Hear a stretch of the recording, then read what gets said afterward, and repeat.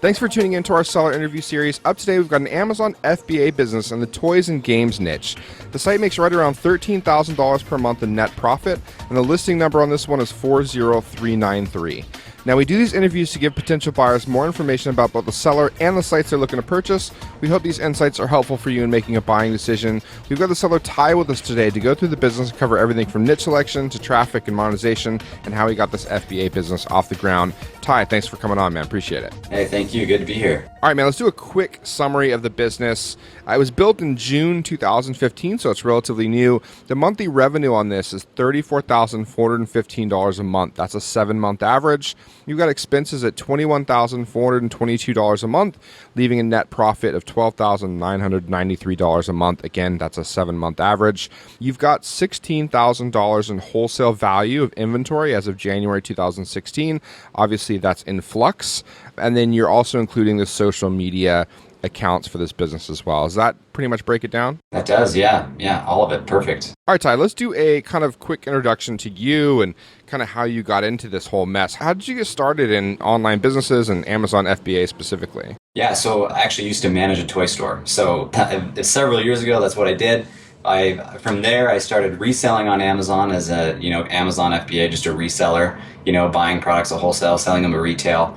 Kind of built that up for a while, and I actually sold my half of that business to a partner because I was more excited about launching my own products and owning my own products. And so I happen to have a lot of experience now both on Amazon and in the toy world. So I found a product that matched up really well to start selling on Amazon. So doing that, and then I also have an agency where I help others sell on Amazon. I have about 40 clients, and that's keeping me really busy. So yeah, awesome. That's where I am. Okay, can you, for anyone that may be unfamiliar with or unsure about the Amazon FBA program, can you give me kind of a layman's kind of explanation of how Amazon FBA works? Yeah. So, basically when I say Amazon FBA, FBA is called Fulfillment by Amazon. You ship your product into Amazon's warehouses. You own the product, it's always yours, but you ship it to Amazon's warehouses, have them store it, and then when your item sells on Amazon, they fulfill it for you, so they ship it out. So that's why we use the term FBA, and there's all sorts of different ways that you can sell on Amazon. The first way that I explained, you could just buy a product wherever. You could find it at a retail store and sell it on Amazon, but the real value is in making your own products, making your own brand, and then selling it on Amazon using their Fulfillment by Amazon, their FBA platform. So it's really great, turnkey solution because you utilize their whole fulfillment system, and I understood exactly how to market the product, how to get it to where it is, and so now it's really quite easy because the sales just come and Amazon manages all the logistics. So all I have to worry about is ordering my inventory and then monitoring my analytics and making sure everything's good to go. So it's basically an e-commerce company where you don't have to do the picking, packing, and shipping, right? They handle all that. You basically buy the product in China, wherever it is you're getting the product from, ship it to multiple warehouses in Amazon's kind of network, and then they're shipping that product out for you. You also get to take advantage of the Amazon sales channel. So all the people searching Amazon for your product or a product like it, you're getting all those customers. It's kind of a baked-in sales channel. Absolutely. And that's my whole world. I live in Amazon. So Amazon has its own customers, and those are the ones we're marketing to. And I actually do send my inventory just straight to my garage just because I like to look at it, but it's actually that's not that bad. I can fit a lot of units and ship them off pretty quickly, and it doesn't take long. So I just like to inspect the units personally because that's me. But, you can even ship direct to their warehouses. So. Cool. Okay. And you've been doing this just since middle of 2015. So I've talked to other people with Amazon FBA businesses where it's just they've been doing it for years. So I understand with the newer business, you're like, I want to make sure the inventory is good. I want to make sure they don't screw up the order, that kind of thing. So after that, you then ship it out to the Amazon warehouse, and they have multiple warehouses to deliver quickly to their customers, right? So you ship to like 3 or 4 different Amazon warehouses? There's like dozens at this point. Oh, wow. But generally you're only going to end up shipping to 3 or 4. And in fact, my product, for whatever reason, it all ships to one warehouse every time, which is fantastic. And maybe it's because of where I live, right? But all my units go to one warehouse every time that I've been doing it the last 6 months pretty much. So it's pretty cool. How much of the earnings come from Amazon FBA? Is this 100% of the business here? This is 100%. Yep. I actually did, I dabbled in eBay. I didn't include those numbers. Then I also dabbled with my own site and dabbled with some Groupon stuff. And I actually found a little bit of success, but my time is so limited that Amazon's so powerful that I just said, screw it. I don't have time to do these other things. So Yeah. I'm just going to keep pushing on Amazon because that's where my expertise is. Gotcha. So you weren't getting good enough ROI on your time to do that. I know another guy was in a similar situation. He was making money on eBay, but it was like, he had to do more of the customer service, whereas generally, that's not a problem on Amazon, where on eBay, it was. We were asking questions. He had to respond to them, all that stuff. So he just kind of gave it up as well.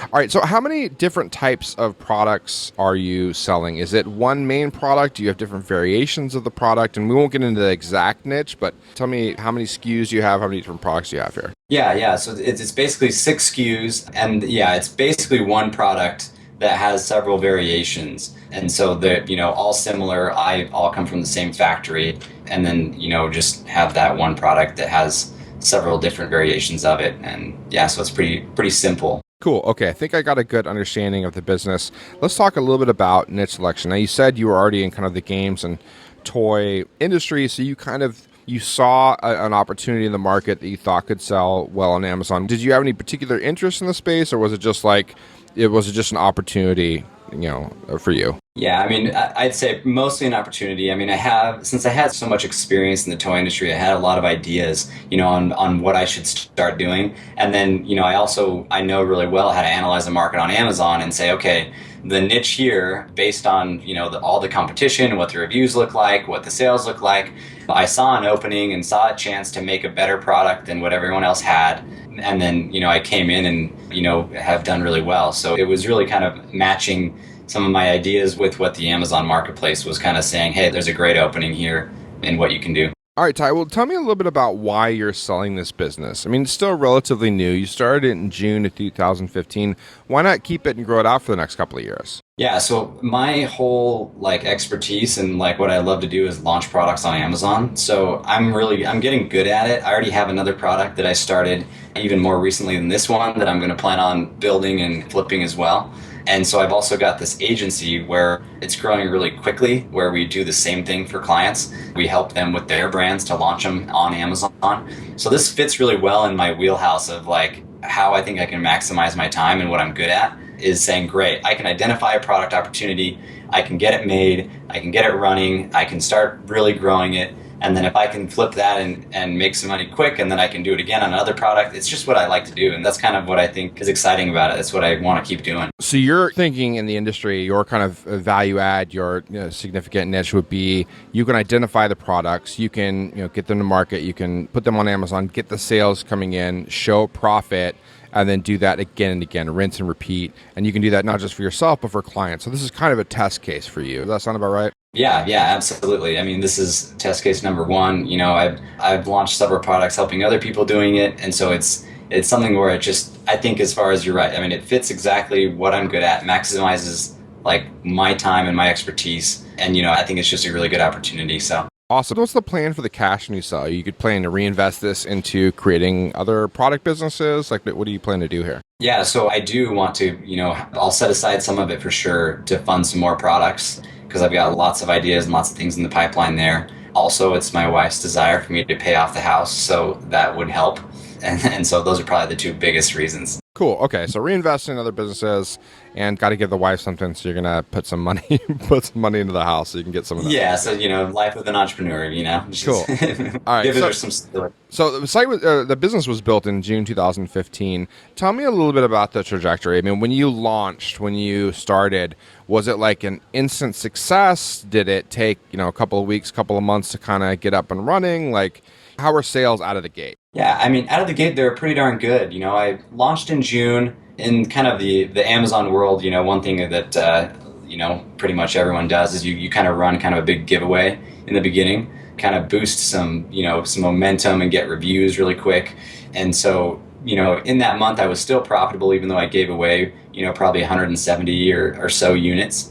But so, right after June came July and August, and those are pretty decent months. But the summer months for this item, I think, are slower as far as seasonality goes. So those first 3 months, I did what, like 2,000 in June, 4,000 in July, 3,000 in August in net profit. And then as soon as the fall hit, things started really to climb and do really well. And then once Christmas hit, it goes crazy. So, we talked a little bit about this before we got on, but this is really a Christmas kind of item, right? So you were saying it may be the case that, 40% of your sales, maybe even 50% of your sales come during the holiday rush. Does that sound about right?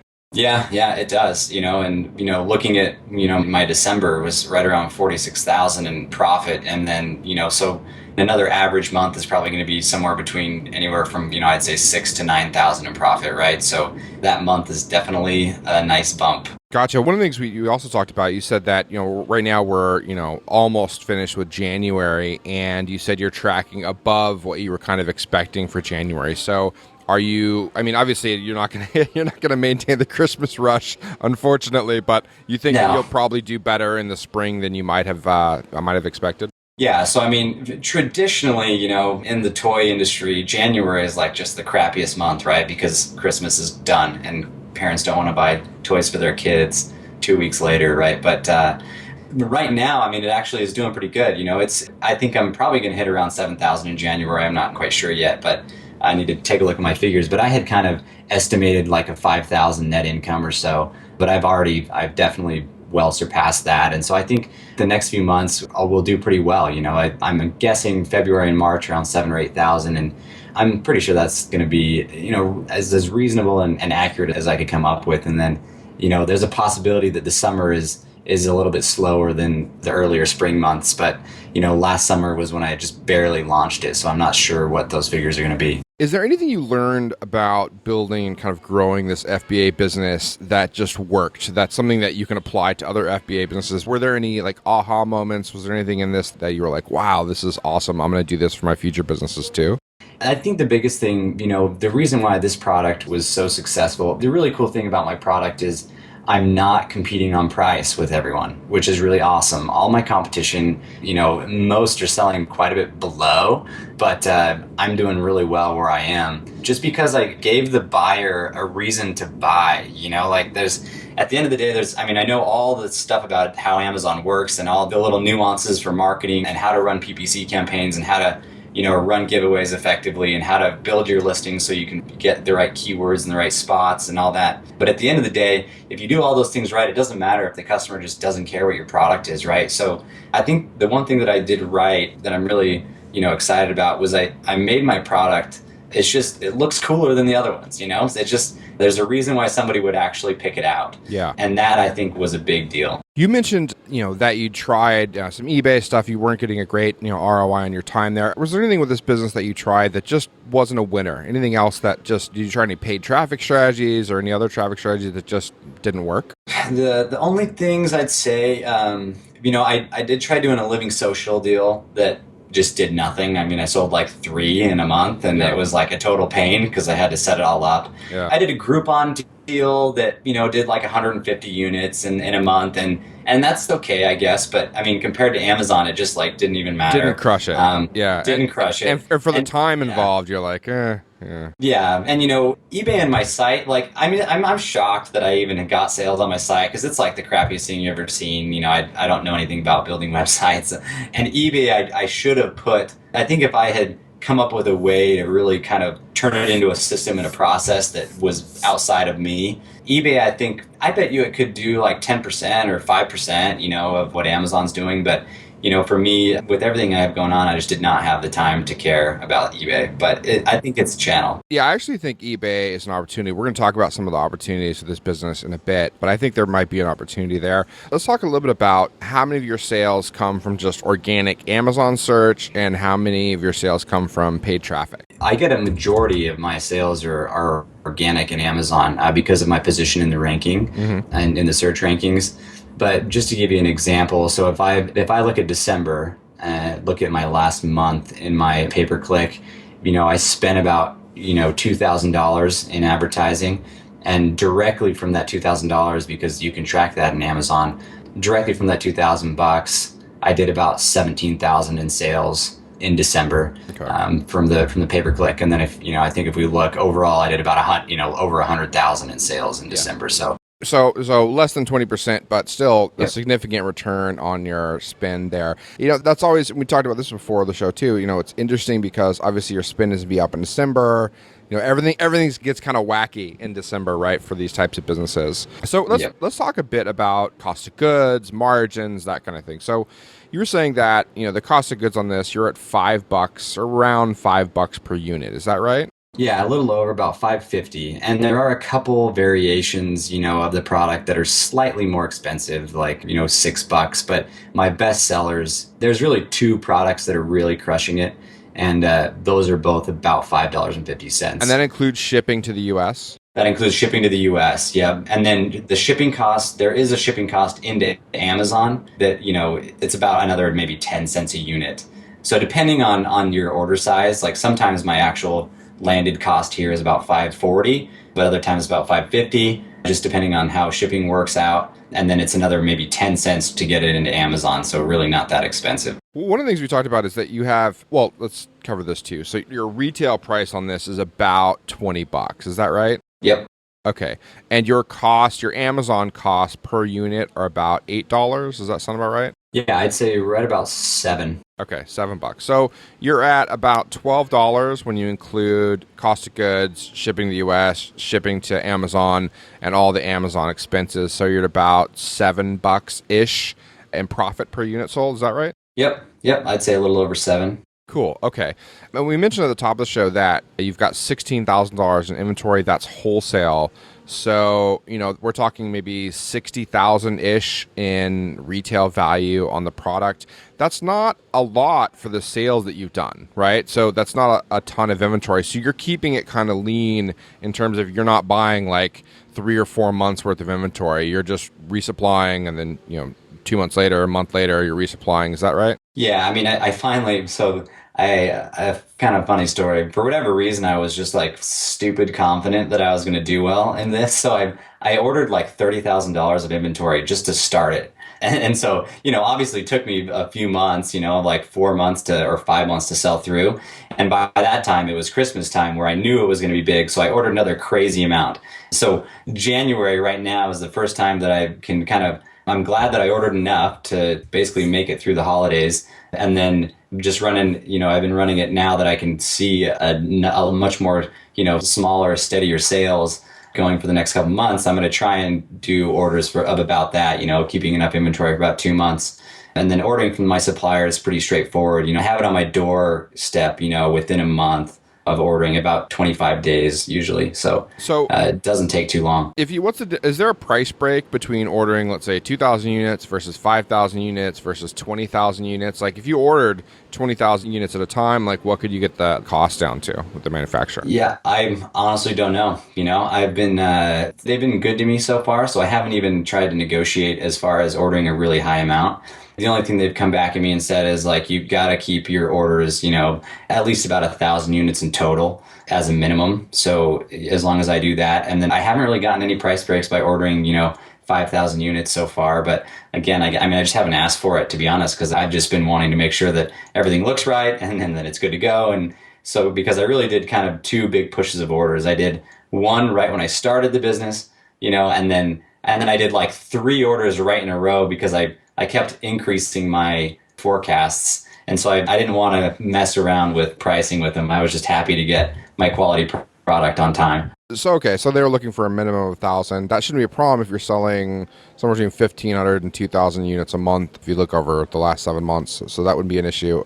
When you're shipping this, are you shipping this via air? Are you shipping it via freight? Yeah, it's all, I air ship it, and that's just so I don't have to plan ahead too much. So I'm sure there's I'm air freighting it. If you went the slow route and you put in a container on a ship, like what would that cut your per unit shipping cost down to? Do you have any idea? I don't know, but I imagine I'd save at least 50 cents a unit minimum, if not more. So hopefully it would cut. It costs me about $1 per unit to ship it over. Mm-hmm. So I'm guessing it would hopefully chop that in half, but I don't know. There's other headaches. I mean, obviously, if you're good at doing the sea freight, that could be a really cool way to cut your costs, you know? Yeah, it's funny. And Ty, don't take this the wrong way. It sounds like I'm beating you up a little bit, but the truth is, I'm just trying to look for opportunities that buyers are going to have questions about, that buyers are going to wonder about. You know what I mean? No, totally. And I get it, man. Like I'm sea freighting my other products that are coming over. And for me, it's just because like for me, it's just easier and quicker. And I value the speed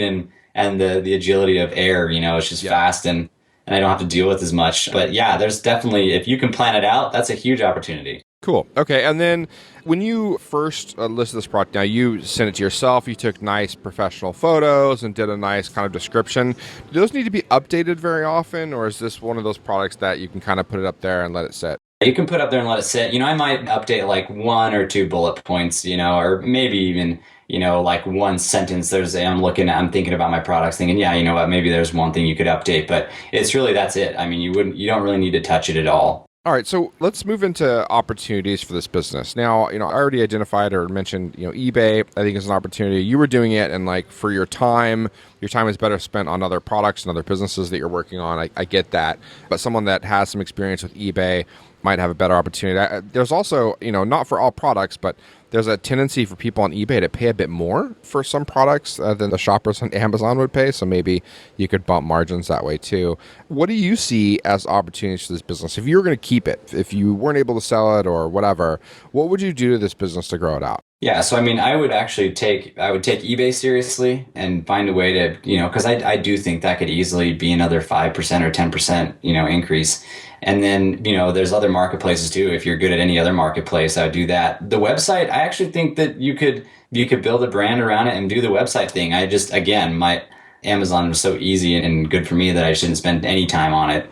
But I mean, I got some sales on my website, and all I did was build like this horrible Shopify site, and I got some sales like without doing anything. Yeah, which is kind of amazing when you think about it, like how on earth they found it. Yeah, who goes to this? Who goes to this random little site I built and paid and I looked at it, yeah, and I'm like, how on earth they found it, I don't know. But I mean, that kind of tells me that there's kind of some interesting demand out there that. If you really pushed it and you knew what you were doing, you could do some great things. The other thing I would do, though, within Amazon, I have a couple ideas and I'd be happy to share, as with the buyer, once they bought the business, of just some new variations that I think could do really well. And also, I would push a couple of the variations. I advertised heavily on two of them, right, that are doing really well. They're on the front page for the search term. But I think there's an opportunity to really dominate that first page and own it and have maybe 4 or 5, even 6 products on that front page for that term. Yeah. And where you could kind of just take over and own that market. So that's what I would try and do. Are you testing pricing strategies with the variations that you have right now? Are you at various price points? Right now I am, and just kind of trying to see, what the threshold is. Yeah. And I'm only testing them kind of slightly, not maybe up or down by $1 or $2. And just $21, $19, $22, that kind of thing. Yep, exactly. Okay, cool. All right, so I think we've covered the opportunities. I feel pretty good about that. Let's talk about some of the risks. I mean, it seems like with risks, obviously, if your supplier cut out on you, that may be a problem. Talk to me a little bit about that. You have one main supplier, or do you have multiple suppliers? Yeah, I just use one, so I guess that's definitely a risk. The nice thing is it would not be hard. I had quotes from I vetted out several different factories, and I just went with the one that I liked the most. So I don't think it would be difficult to transfer, but obviously that would be a risk associated with that. Would you be willing to include, the other manufacturers, at least their contact info for the ones that you did check out? Yeah, I'd have to go find them, but I could totally do that. Okay. And then, the other risk obviously is, Amazon as a sales channel. So it could be that competition steps in and swallows it up. It could be that Amazon shut down your business for whatever reason. Talk to me a little bit about the risk with Amazon in general. Yeah. Well, you're talking to the wrong guy, because I'm in love with Amazon. so half the internet goes there to buy stuff, right? But I will say this. There's obviously a risk. You're relying just on one sales channel. I happen to think that sales channel is just going to keep exploding. But I think, one of the risks is competition stepping in. My only concern for competition, the comforting thing about competition is that my items I'm not price competing with others. So it's cool to know that if somebody else, came out with a similar product, there is competition, right? But I'm already priced above them. So I suppose there's always a chance, right? People could try and, rip off the product as exactly as they possibly could and try and undercut. But I haven't seen it. And the nice thing is I'm in a really strong position on that, in it for the search term. So I do have some good credibility, a lot of reviews on the products. But yeah, I mean, Amazon's not necessarily easy to deal with, and they're not always reasonable. So that is something to think about. That's definitely a risk when it comes to dealing with Amazon. You've come back to this point a couple of times, and I kind of want to hone in on it. You say that you're not competing on price, so there's not this, race to the bottom, which can happen, right, with products where everyone's trying to undercut each other and that kind of thing. I'd be curious, without giving away the niche, like, how exactly do you do that? Is it based on the content on the Amazon listing? Is it like your story? Is it like variations on the actual physical product? Like, in what ways do you do that? Yeah, I think that, granted, sure, there are other products that are priced, around mine, but the other top sellers are mostly priced below mine. And so, I honestly think that it's the product itself, the way I designed it, the way that it looks, that people like looking at, and I have really good images. I have better images than everyone else. My listing, I built out really nicely, and a lot of the other competition is just kind of like, has like 2 words on each bullet point, right? And just not a lot of content or things for people to like read or try and understand about it. So, I think I did it mostly, it's just from the product itself and the really high quality images that I have that help it to stand out. And then I think people are starting to view it as, they view it as a nicer product, right? They see all the other stuff and they say, well, this one's maybe 11 or 12 bucks, but that one can't be that good because this other guy's is, this guy's is at 20 and he's selling a lot of them. So I honestly think that I did a great job designing it. Yeah, it's a premium. So Okay, yep. That'd be my guess. Gotcha. Okay. Let's talk a little bit about the work required. Like, what do you do on a daily, weekly, or monthly basis to maintain this business? I think on the listing, it's like I spend 3 hours a week, which I kind of put that there because that's probably what you should spend on it. But I don't spend, every day I spend about 5 minutes looking at, my sales for the previous day and just checking my analytics. So I look and say, okay, check the stats, making sure everything's okay. I'll maybe type in the search term and view the page and make sure, my products are still ranking well. And then I respond to buyer messages. So, that really is probably about 5 to 10 minutes a day. And then other than that, it's just time spent with communicating with the factory. And that's, right around, 1 or 2 times a month that I'm going back and forth and, saying, okay, here's what I want. How long will it take you to get here? And then they just send me the pro forma invoice and then I, get the wire transfer over to them and we go from there. So I've kind of got it on autopilot, but as far as what you would kind of want to expect is say, yeah, like spend some time there. Oh yeah, I do spend a little bit of time, once a week on my pay-per-click. So I update that. That takes about, maybe 10 minutes. And then if I were to keep running this, I would probably spend a little bit of time developing a new product and then probably being more aggressive in kind of a launch giveaway or kind of doing some promotions to try and get maybe 1 or 2 of my other products onto the front page for that search term that I want. Gotcha. Okay. So sounds like some of your work is a little bit of work where you're just kind of checking stats, making sure everything's up to date. Once a week, you're monitoring your pay-per-click, making sure that your paid traffic is delivering an ROI and everything's good there. Once a month or maybe, every other month, you do re-ups with your supplier, make sure that, your inventory levels are good to go and that kind of thing. Does that sound about right? Yeah, that's about right. And then, I guess as part of that is just the tweaking the pricing, right? And then seeing if I want to change anything on the listing, but I probably should have, but I haven't, So it's, I do check on, maybe experiment with pricing or with pay-per-click and things like that. But other than that, that's pretty much it. Going back to opportunities really quick, just a quick question. If you had to choose one or the other, would you look at other sales channels for the same product? So would you look at eBay? Would you maybe look at paid traffic with the same product? Or would you look to expand the product? Would you add another similar type of product or another kind of related or niche specific product? Which would you choose if you had to choose one or the other? I'd add another product. Yeah, I mean, but again, I'm in love with Amazon, so that's what I do. But Diversity too, right? That would help. yeah. Add and diversity too. I mean, there are a couple, yeah, like related items that I would definitely consider launching, and then just another variation that could do really well. So One of the things that I understand you love Amazon, and there's some real value there. I mean, a lot of Amazon businesses are doing quite well. A lot of e-commerce guys have been fearful of Amazon. I know the drop shipping guys, that can be problematic, but Amazon does well for FBA guys. We're all kind of getting sucked in, right? Amazon just owns it anyway. I might as well go along with it. Do you have any concerns that Amazon would eventually just kind of take this over and start selling directly and kind of cut you out, or is that not really a big worry for you? no, that's not a worry for me at all. I mean, they're not, it's my brand, right? It's my product. So unless they decided to rip off my exact, how it's designed and everything like that, I mean, that's not a worry for me at all. Even if they came out with a similar item, I mean, just remember, Amazon's just one of many competitors, right? And so if they came out with a similar item that I did and started selling it, I think I would still do great because I know what they would do. They would create a generic item that was boring and cheap, and that's not mine. So With an e-commerce business where I own the customer, so to speak, like I have their email addresses, I have all their contact information, it's relatively easy for me to cross promote when I add a new product. I can add related product line or a similar product that I know those guys would be interested in. It's not quite as easy on Amazon. Like, how can you do that? Do you know any tricks to kind of cross promote items? yeah, I mean, there is a way that you can basically cross promote one item on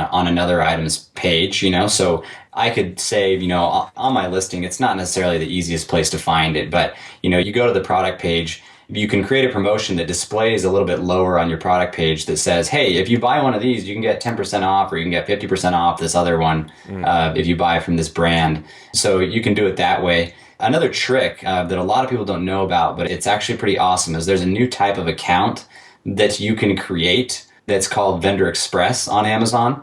And if you can create the account and you don't have to actually, this account is like an account where you wholesale the product to Amazon. So Amazon literally buys it, right? And they retail it. But you don't have to do that. You can just set up the account and then you can utilize some new advertising opportunities within that account, that platform, to run some specific types of ads where you can run ads on competitors' product pages. So that's pretty cool. And yeah, I mean, happy to talk to, the potential buyer about it, but it's a great way that you can not only, I mean, that's not necessarily cross promoting, but you can literally advertise on any competitor's product page that you That's want. valuable. That's relevant. It is valuable. Yeah, it's cool. Okay, so that's interesting. Let me give you some additional questions that I may have as a buyer, if I was looking at this business. One of them would be, I would worry that if I bought this business from you, you could turn around and directly start competing with me with the very same product, right? So, as a buyer, I know that you love Amazon and you're probably not going to sign a non-compete that you're not going to sell on Amazon, but would you be willing to sign a non-compete that you will not sell this particular product? Oh, absolutely. Yep. If I did that, there would be no point. So I'm totally willing to do that. Cool. And then you're very knowledgeable about Amazon FBA. So what I'd want to do as a buyer is I'd want to make sure that I had you kind of holding my hand through the process, getting up to speed over the next, 30, 60 days of getting this up and running. How much support would you be willing to offer me? Would you be willing to help a new FBA buyer, for example, kind of walk through the process? Yeah, I mean, I'd be happy to train you and answer any questions you have. I mean, it's funny. It's like what I do for a living, right? So, I have 40 clients with my agency, and I would totally just treat you like a client, or and typically it'll only take maybe a few training sessions and maybe an hour each or something, and then I can answer any emails that you have over the first 30 or 60 days. Happy to walk you through it. It's really fun. Cool. And then, the other thing is, for Empire Flippers, I mean, obviously, and for you, we'd be happy to have full list price cash offer, right? That'd be ideal. But let's say that as a buyer, I say, look, I'm new to this business. I want some assurances. I want to do, 70% upfront and 30% after 60 days to make sure I get the training I need to take this over. Or I said, look, it's a relatively new business. It's only been around for, 7 months. I want to do 60% upfront and I'll do 40% over the next 4 or 6 months based on hitting certain goals and make sure that it's still on track. Is that something you'd be open to? Yeah, definitely open to. I mean, I think the second thing you mentioned is something that, I would particularly think that would work well, of saying, 70% upfront, 30% after training of 60 days or even 90 days. I mean, that's something I would be open to for sure. Awesome. And let me just do kind of a wrap up for anyone that's been listening to this. Again, the niche is toys and games. It's an Amazon FBA business. It's built in June 2015. The monthly revenue on this business is $34,415 a month. That's a 7-month average. The expenses are $21,422, and the net profit comes in at $12,993. Again, that's a 7-month average. You've got $16,000 worth of wholesale inventory as of January 2016. You're re-upping that, as you mentioned. And then you've got the social media accounts included along with the site, although the site doesn't deliver a ton of sales right now. Ty, if you could give me over the next 30 seconds or so your best pitch on why you think someone should purchase this business. I think it's a cool product. It's simple. It's fun. The business is really turnkey, and this would be a great opportunity for you. Whether you know Amazon or not, it's a great thing to add to your portfolio. And you've got a guy that knows how to train you and that could teach you this, and that this could be a great start to you getting your products on Amazon. If you wanted to do more, get your feet wet, this would be a perfect way to do it because you've cut out all of the whole thing of trying to find the right product in the right market and getting it listed and doing all that. So I'd be happy to teach you the right marketing strategies as well to keep this thing cranking. Awesome, Ty. Yeah, I think a real value add here is you, right? I can, work with you and kind of help you get me up to speed as I take over this business. I think this is a great opportunity for someone that's new to FBA, or even for someone that already has an FBA business is looking to add a product line that kind of fits into kind of their process. So anyway, I really appreciate you coming on. For anyone listening to this, if you're on YouTube or somewhere else and you want more information about this business, you can check out the show notes and click over to the Empire Flippers listing. That's listing 40393. If you're on empireflippers.com right now and you're on the listing page and you're looking at this information and you want more information, you can pay a 100% refundable deposit. Go ahead and click the deposit button, and then we will send you over the information and we can set up a call with you to get on with Ty. Now, a deposit will not give you the exact niche because this is an Amazon FBA business, and so we protect the niche a bit closer, but it will get you a phone call with Ty so you can actually discuss the business and go into more detail to see if there's a good fit for you. Again, Ty, thanks so much for coming on, man. Appreciate it.